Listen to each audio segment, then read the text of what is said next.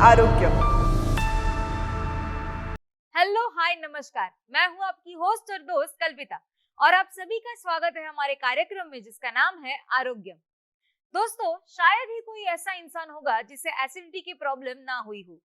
पहले भी ये प्रॉब्लम होती थी पर ठीक भी हो जाती थी, लेकिन आजकल ये समस्या बहुत ही बढ़ती हुई दिखाई दे रही है। ऐसा क्यों हो रहा है? इसके क्या कारण हैं?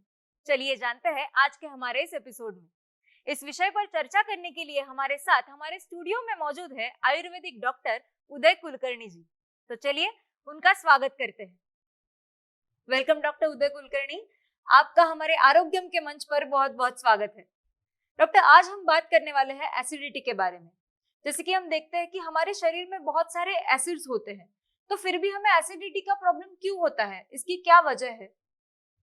जैसा कि हम जानते हैं, शरीर एक यंत्र अगर समझा जाए तो इसमें अलग अलग चीजें बाहर से हम लोग लेते हैं। ये लेने के बाद उसके ऊपर शरीर अपनी तरीके से प्रोसेसिंग करता है और उसमें बहुत से केमिकल्स की जरूरत होती है। जो पेट में केमिकल्स है तो इसमें थोड़ा सा एसिड रहेगा, उसके साथ में बाकी के एंजाइम्स रहेंगे जी। इन सब को शरीर में जो भी हम लोग अन्न लेते हैं तो उसे प्रोसेस करके शरीर के लायक तैयार करना है। तो इसके लिए शरीर एक इंटरवल रख के ये सब चीजें तैयार करता रहता है। अगर समझो ऐसे हो जाता है कि जब आपने कुछ खाना ले लिया और उसके साथ में ये सब केमिकल्स आ गए तो खाना हजम होगा जी। लेकिन समझ लीजिए कि अगर ऐसे हो जाता है कि आपने खाना ही नहीं लिया और फिर भी वहां पे केमिकल्स तो शरीर तैयार कर रहा है, तो ये केमिकल्स है लेकिन उनको हजम करने के लिए वहां पे खाना ही नहीं है। तो उस वक्त वो एसिड्स या तो शरीर को उसे डिसॉल्व करके आगे निकालना है या फिर उसे नजदीक के रास्ते से बाहर निकालना है। जी। तो ये दो रास्ते हैं। तो उसमें से जब शरीर उसे वहां पे ही रखता है तो शायद उसकी वजह से पेट में जलन हो, पेट में वहां पे दर्द हो, ये सब शुरू हो जाता है। जी। ऊपर से फेंकने चाहता है तो उस वक्त एसिड्स और उसकी वजह से जो खटास आती है, उसकी वजह से वहां पे जो जलन आती है, दर्द होता है, ये सब चीजें हमें देखने को मिलती है। जी।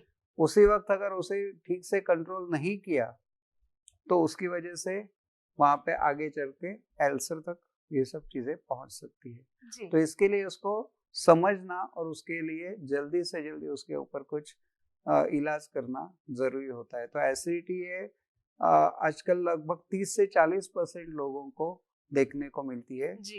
जो एक्टिव एज में है उनको भी और थोड़े बड़े होने। हमने सबसे छोटा पेशेंट जो देखा है उसकी उम्र थी सिर्फ 3.5 साल की, कि जिसको एसिडिटी की बीमारी थी। और ज्यादा से ज्यादा जब देखा है तो 95 ईयर्स की लेडी। तो इतने एज ग्रुप में कहीं पे भी आपको ये एसिडिटी की बीमारी हो सकती है। तो इसके लिए आपको थोड़ा सतर्क रहना है इसे ना होने के लिए। जी। पर डॉक्टर, ये एसिडिटी की समस्या क्यों होती है? किन कारणों की वजह से होती है? क्योंकि एसिड तो हमारे शरीर में रहते ही है, तो फिर एसिड जो बढ़ते हैं, जैसे कि अभी आपने बताया कि अगर उस समय जिस समय हमारे शरीर में एसिड बन रहे हैं तब अगर हमने खाना नहीं खाया तो वो एसिड वैसे ही स्टोर हो जाता है और एसिडिटी बढ़ जाती है। तो ऐसे और कौन से कारण हैं जिनकी वजह से ये एसिड का बढ़ना बढ़ जाता है? सबसे पहले तो बात है कि शरीर की जरूरत जितनी है आहार पचन के लिए उतना एसिड शरीर को तैयार करना है, तो उसकी एक जिम्मेदारी हो जाती है, कमिटमेंट है। तो कमिटमेंट ये है कि मुझे वहां पे एसिड खाना हजम करने के लिए तैयार करना। जी। दिन में 3, 4, 5 बार जितना भी आपने उसको आदत दे दी तो उतनी बार वो एसिड वहां पे आ जाएगा। लेकिन आपकी कमिटमेंट शरीर तो पूरा कर रहा है लेकिन उतनी बार आप खाना ही नहीं दे रहे हो, तो वहां पे एसिडिटी होने का चांस होता है। दूसरा कि आपने खा लिया लेकिन इतना खा लिया कि जितना एसिड है उससे उसमें कुछ फर्क ही नहीं आ रहा है, तो उसके लिए शरीर को उतना अन्न वहां पे रुक जाता है और उसकी वजह से आपको अलग तरीके से एसिडिटी की समस्या आ जाती है। कभी ऐसे हो जाता है कि आपने जो भी खा लिया लेकिन आपके खाने के बाद उसे हजम करने के लिए टाइम ज्यादा लग रहा है, तो वो आगे अन्न बढ़ ही नहीं रहा है। कभी स्ट्रेस की वजह से होता है, कभी आपने जो खाना खाया वो ज्यादा हेवी फूड ले लिया है, कभी जंक फूड ले लिया है। तो ये खाने पीने में होने वाले जो अलग अलग प्रकार है जी, या फिर अनटाइमली फूड, कि आपने पूरे दिन भर कुछ नहीं खाया, रात को अचानक से खा लिया, तो अनटाइमली फूड है, हेवी फूड है, जंक फूड है, ये सब एसिडिटी के अलग अलग कारण हैं। और इसके साथ में आज के तारीख में जो जुड़ गया है वो है स्ट्रेस जी। तो इन सब चीजों की वजह से, रात को देर तक जागने की वजह से एसिडिटी आपको हो सकती है।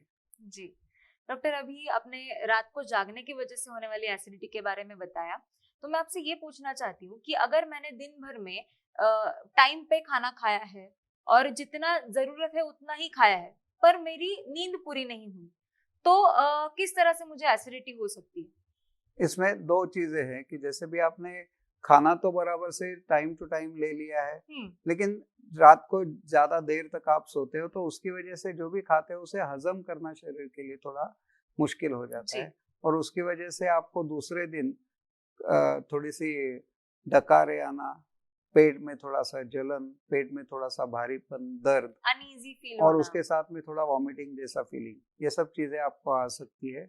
और ये देख के आपने अगर उसी वक्त ये हजम नहीं हुआ खाना जो है उसे तुरंत निकालना है, क्योंकि एसिडिटी के लिए ये भी एक सिंपल सा उपाय है कि अगर पेट में ज्यादा देर तक अन्न है और वो तकलीफ दे रहा है तो उसे निकाल दो।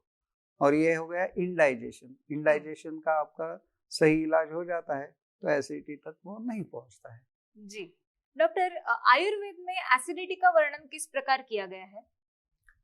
आयुर्वेद इसे कहते वक्त तो हम लोग देखते हैं कि सब रोग आयुर्वेद के हिसाब से, अग्नि अगर बंद हो जाता है, यानी आपकी डाइजेस्टिव पावर कम होती है तो होता है, ऐसे कहा जाता है।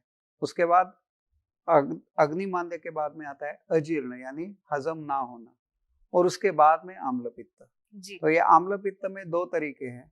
एक है कि जिसमें उसका अम्लता यानी एसिडिक गुणधर्म है वो बढ़ता है, और दूसरी तरफ उसी में जो पित्त है कि जिसकी वजह से जलन होती है, अंदर थोड़ा सा दाह होने लगता है, और ये सब चीजें अगर हम लोग देखेंगे तो इसमें जो हमेशा दिन पाकी अजीर्ण, यानी हर दिन जितना भी खाते हो बराबर से आप खाना खाने के लिए थोड़ा समय लगता है जी। तो उसे तो आप नॉर्मल करके छोड़ सकते हो। लेकिन ये अगर हर दिन होने लगा तो उसकी वजह से पेट में कभी दर्द होता है, कभी वहाँ पे जलन होती है, कभी वहाँ पे उल्टी जैसे भावना होती है। ये सब एसिडिटी के साथ में जुड़े हुए अलग अलग प्रकार है, लेकिन वैसे देखा जाएगा तो इसे हम लोग आम्ल पित्त के अंडर ले सकते हैं, और ये आम्ल पित्त के उपाय भी आयुर्वेद में वैसे ही बताए हैं। जी डॉक्टर, जैसे हमें पता है कि आयुर्वेद में 3 प्रकृतियां बताई गई है, वात, पित्त और कफ, तो इनमें से कौन सी प्रकृति का प्रभाव एसिडिटी के ऊपर ज्यादा पड़ता है?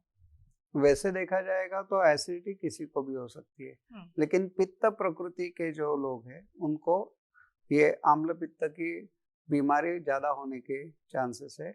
और दूसरा, जहाँ पे डाइजेशन स्लगिश हो तो ऐसे में भी कफ प्रकृति के लोगों को भी ये बीमारी होने का चांस ज्यादा रहता है। जी डॉक्टर, पंचकर्म में ऐसी कौन सी विधियां बताई गई है जिससे हम एसिडिटी को कंट्रोल कर सकते हैं? जैसा कि हम लोग देख रहे हैं कि आम्ल पित्त या हाइपर एसिडिटी देखा जाएगा तो सबसे पहले जब मैंने क्लिनिक शुरू किया था तो एक पेशेंट आई थी कि जिनको यह एसिडिटी की बीमारी बहुत सालों से चल रही थी। हमने जब देखा कि इनको कुछ करना है तो उनको पंचकर्म में से जो वमन विधि है कि जिसमें उल्टी निकाली जा सकती है, तो ये एसिडिटी या अम्ल पित्त में सबसे जब तकलीफ चल रही होती है तो सबसे पहले करने की विधि रहती है कि जिसमें आप उसे उल्टी कराओ जी। लेकिन ये शॉर्ट टर्म और तुरंत करने वाली चीज है। हमने उसके लिए तो वो कर दिया, उसके बाद में उसे विरेचन यानी जहाँ पे हम लोग उसे ज्यादा से ज्यादा संडास के रास्ते से पानी सब निकल जाए ऐसी विधि करते हैं, तो उससे भी तकलीफ कम हो जाती है। लेकिन वो पेशेंट जो पहली बार आई थी तो उसने मुझे बहुत एक नई बात आयुर्वेद की सिखाई। उनको हमने कहा था कि जब आपको तकलीफ होती है तो ये उल्टी निकालो, लेकिन बाकी वक्त मुझे ये तो होना नहीं चाहिए। पेशेंट का कहना था, पेशेंट थोड़ी वीआईपी टाइप की थी, तो वीआईपी टाइप और उसके साथ में उसकी प्रकृति भी जैसे अभी देखा वैसे पित्त प्रकृति थी। तो अभी ऐसे पेशेंट में करना क्या है कि जिससे इसको बार बार होने वाली तकलीफ से रोका जाए। तो आयुर्वेद में और एक तत्व है, आम्ल पित्त या हजम होने के लिए उन्होंने कहा है कि दिन भर में जब तक सूरज है उस दौरान आप कुछ भी खाते हो तो शरीर हजम कर सकता है। उसके पहले या उसके बाद में कुछ खाओगे तो उसे आपका डाइजेशन स्लो होने की वजह से शरीर उतना अच्छी तरीके से हजम नहीं कर पाता। तो हमने ऐसे सोचा कि तो इसका अभी आम्ल पित्त से कैसे जोड़ना है। तो हमने इसे ऐसे जोड़ लिया कि पहले वाले दिन का जो खाना है वो दूसरे दिन अगर वहीं पे जम गया, क्योंकि आप रात को खाते हो तो थोड़ा देर से खाते हो तो उसका उतना हजम ठीक से नहीं हो रहा है। तो हमने उनको सिर्फ इतना ही कहा कि सवेरे गर्म पानी पीना शुरू करो। और गर्म पानी कितना पीना है, एक छोटा सा ग्लास, लेकिन जितना ज्यादा से ज्यादा गर्म पी सकते हो उतना गर्म। जैसे उनको हमने कह दिया कि आप गर्म पानी लेना शुरू करो, जितना गर्म पानी ले सकते हो उतना ले लो। सवेरे एक बार लेने के लिए जब बता दिया तो उसके बाद में तब तक कुछ नहीं लेना है जब तक आपको खाने की इच्छा ना हो और वहां पे पहले दिन का खाना जो है वो आगे नहीं बढ़ाओ। तो उन्होंने कहा ये ऐसे क्यों? तो उनको एक ही उदाहरण दिया जो पूरे मुंबई के लोगों को मालूम है कि सवेरे जब भी रात को ट्रेन बंद रहती है, सवेरे जब भी ट्रेन निकलती है तो रास्ते में कहीं उसके लिए किसी ने गड़बड़ ना की हो तो उसके लिए खाली ट्रेन छोड़ते हैं कि जिसमें सिर्फ पत्थर भरे रहते हैं या फिर गोनी भरी रहती है जी। वो वहां से निकल के वीटी से निकल के करजत कसारा तक ट्रेन चलती है। तो उसका कारण क्या है कि रास्ते में कुछ गड़बड़ तो नहीं है, रुकावट तो नहीं है। तो वैसे ही यहाँ पे भी अगर ट्रैक क्लियर है जी। तो आगे का खाना खाना है।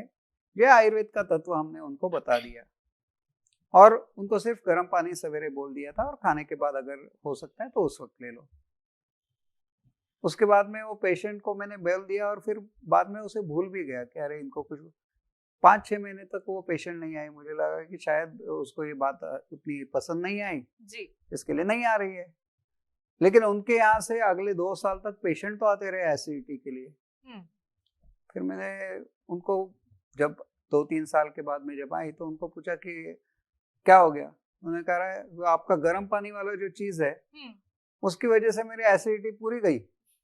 मुझे अभी उसके बाद में एसिडिटी का नाम भी नहीं, मैंने सिर्फ वो आपका गर्म पानी शुरू रखा है जी। तो जैसे हम लोग दर्शकों से ये कहना चाहते हैं कि ये पूरा ट्रैक खाली होने से पहले आपने कुछ खा लिया तो एसिडिटी होने का कारण है। अगर ट्रैक खाली होने के बाद में ही आपने अगना खाना शुरू किया तो एसिडिटी आपकी तरफ देखेगी भी नहीं।